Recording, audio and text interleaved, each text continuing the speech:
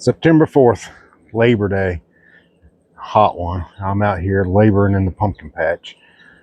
I was gonna go inside and change into some PumpkinMania attire, but man, I'm soaked in sweat. It's hot and humid out here. It's supposed to be in the mid-90s today. So let's just make a video, shall we? Well, I'm out here trying to get some patch cleanup done. I've been working on it like crazy. Still got a little bit of weed and grass overrun up here on the upper end, and I'm trying to getting a little bit as I can. And it's hard to do out here in this heat, but one thing's for sure, this patch is going to be grass and weed free in about 5.5 weeks, if you know what I mean. I'm standing out here in front of the 1675.5 Nelson plant. Fruit we hadn't talked a whole lot about. I'm not keeping it a secret. You can see it. It's right here. I just don't want to put the cart before the horse or count my eggs before they hatch, so to speak.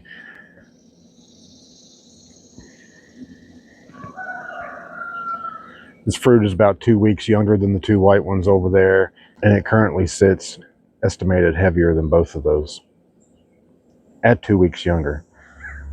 Comparable tape. I taped this at 53 days and also had 54 and a 53-day measurements on both of those. I went back and looked at, and this one is about 160 pounds heavier than one of these at the same age and about 80 pounds heavier than the other one. So it is ahead of both those plants. It's growing kind of funky. You can see this T-post over here, right there. I've already had to come along it twice. It's growing kind of funky, so I don't know if my measurements are really that accurate. I hope they are, because I'm kind of excited about this fruit.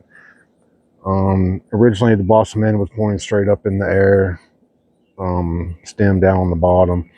And I got to come along, and my wife helped me, and we moved it a little bit, got it rotated a little bit, packed some sand underneath the stem end, and then one more time after that, moved it a little bit this direction, away from the main vine.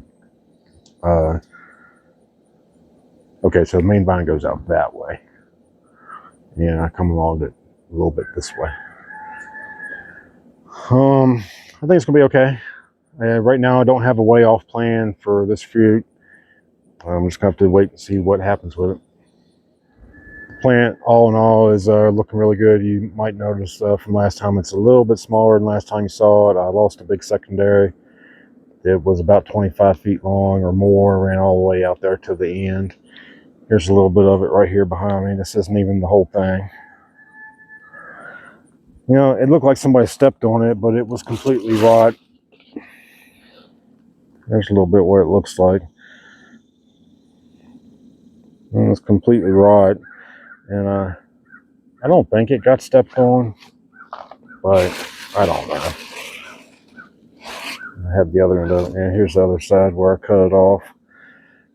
So it was about 3 feet from the main, where this was completely smashed and rotten and smelly. So I took the whole thing out, and unfortunately, this was a huge secondary and had all kinds of roots in it.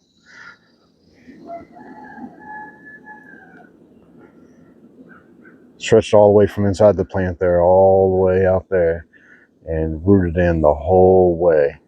So I lost a little bit. There's where I trimmed it off at. So still got some nice roots in that. And it also provided me a path to get in here and try and get some of these weeds and grass cleaned out, which I've been working on. So we'll see where we land on this one. Let's go over here and check out the two white fruits. All right, there is Igor off the 872 Kazimor fruit.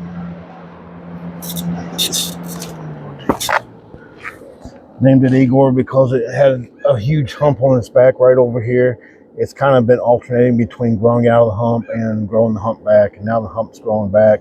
I can barely fit my hand up inside of there to the roof now, and it's still putting on some weight, and I can barely fit my hand up in there now.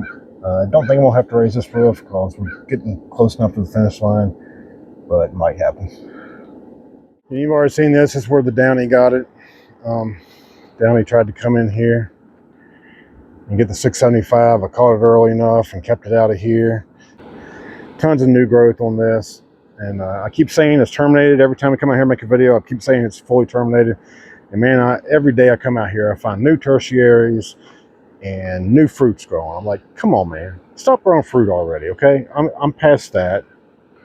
But the pigs like it. I just cut them off, toss them over the fence over there, and pigs gobble them up. So looking forward to getting all this cleaned out of here. I mean, it is what it is. I didn't catch it early enough, didn't ask questions, didn't know, and that's the result.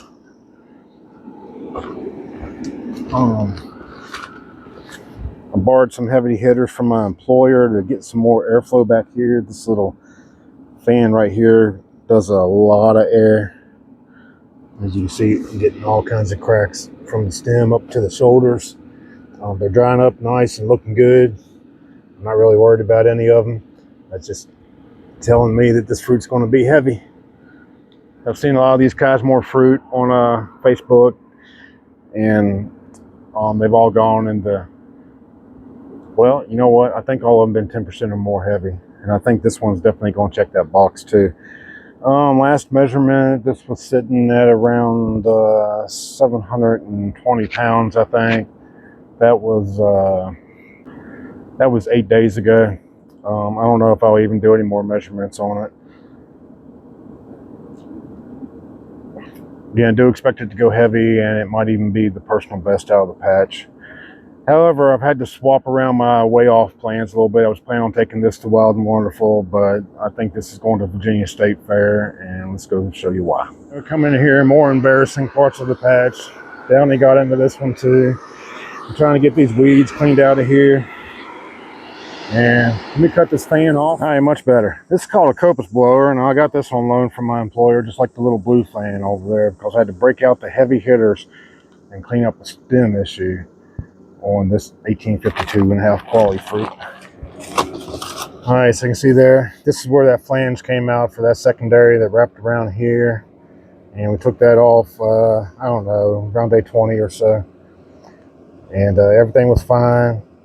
Stem blew out right there at the flange, leaked out through here. So I carved some out of there, and it just kept coming back. And also up in here, a pretty good rot spot. This hole goes all the way through. I can feel my finger back here on the other side. Everything's nice and dry now. And that 2 days of storms really hurt this thing bad. And I was really worried. I thought I was going to lose it.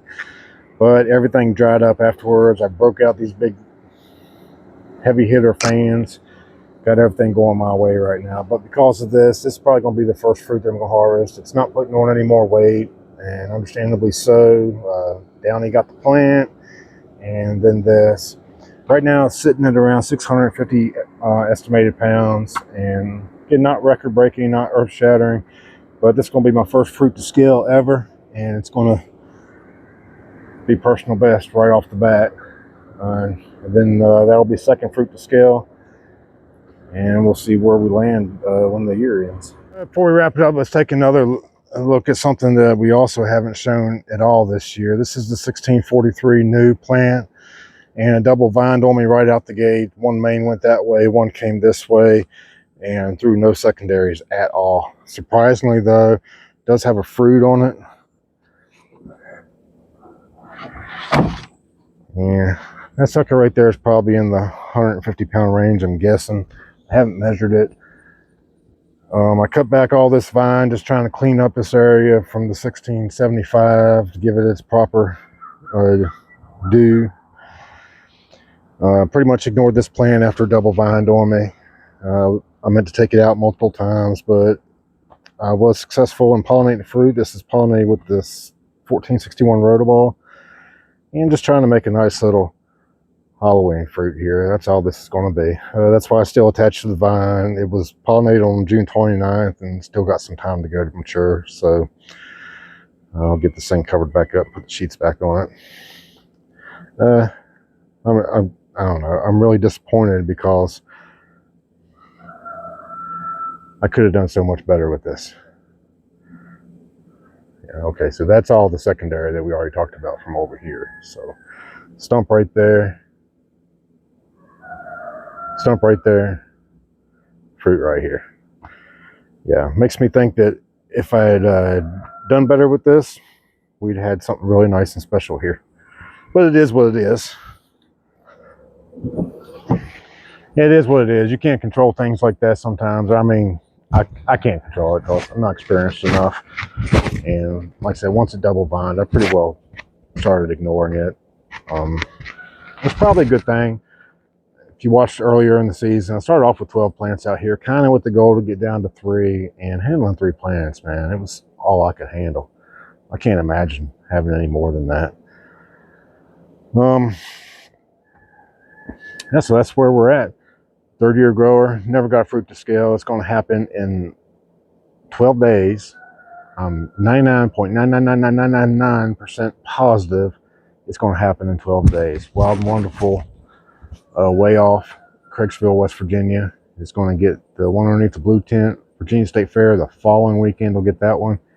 And I don't know where this is going to go yet. If it's going to go anywhere, I don't have any line of sight to this one right now. I think I'm all caught up on t-shirts. I finally got t-shirts out. I'm running behind to Ben McMillan at McMillan Giants and Richie Burdett at Ohio Indian Relics. Last video was everybody, all the comments already got t-shirts. I also got one going to a local fella that commented on the video before. I think I'm going to take last video off on the t-shirt giveaway. I need to go through my inventory. I'm running low on extra larges. I still got a pile of larges. I'm going to get a count, see what we got. Get away from me, bug. And we'll give away a t-shirt next time. So comment, and I'll put your name in and run for a t-shirt.